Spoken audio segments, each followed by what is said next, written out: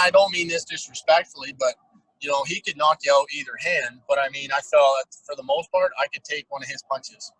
I'd rather take one of his punches than Eric Goddard's punch or Colton Orr's. That was somebody. Wade Belak's. Pardon me? That was somebody I was going to get on to. With it. His name comes up a lot with Eric Goddard.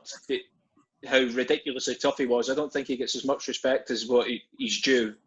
He was probably the toughest guy. He was probably, my first year, he's probably the toughest guy in the league.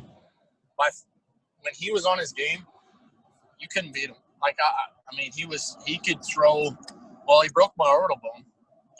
That's how hard he hit. And, you know, we fought a lot in junior, and it was kind of like I'd either buckle him or he'd buckle me. And, I mean, we both threw pretty hard. And I probably didn't throw near as hard as he did, but he could throw both hands.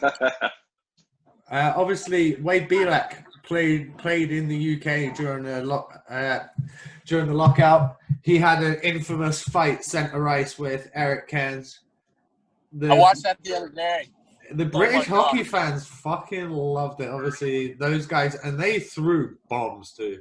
Oh, they're two big humans.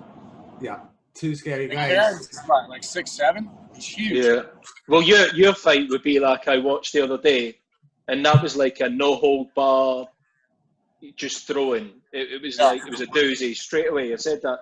I messaged Watty after I'd watched it. I'd seen it years before, but it was probably one of the most open fights I've seen. He broke my helmet. I sent my helmet back. I took my helmet and I looked at it and I'm like, holy shit, he broke my helmet. So I sent it back over to him because I knew him because he was in Florida he was in Florida the year before and him and I went to training camp together, and then he ended up going to Nashville. And then, so I knew him. I got to know him pretty well. And so I told Frosty, I said, send this over to Beeler and see if he'll send it for me. Somewhere, I'm not 100% sure, but yeah, it's one of them CCM helmets, and he cracked it right above.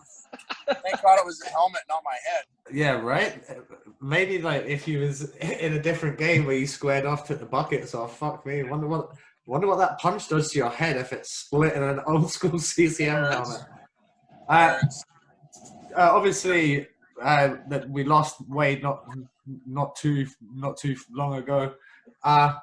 Was that anything that kind of hits home for you being an NHL heavyweight part of the fraternity? Obviously, Bugard, Rick Rippon, the list goes on. What was it like being part of that fraternity and losing some of the fellow tough guys? Yeah.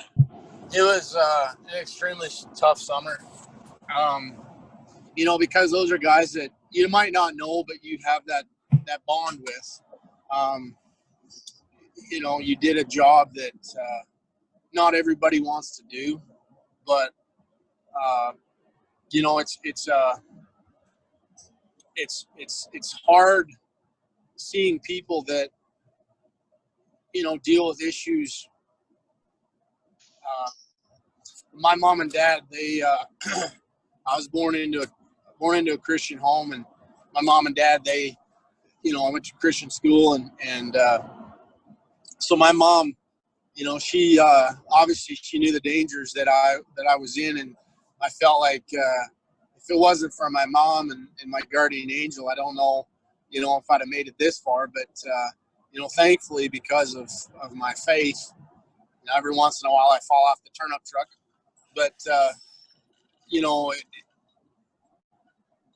it's hard to comprehend, you know, what those guys were going through and you know, how they were dealing with different situations. And I just wish I could have been able to, you know, recognize that and reach out and help them. And that's something that, you know, hits home, the mental health that hits home with me, because I've experienced it firsthand. And you know, I've got friends that, you know, I've experienced it, and I've lost friends because of it. And it's a major issue that, I don't think people maybe recognize.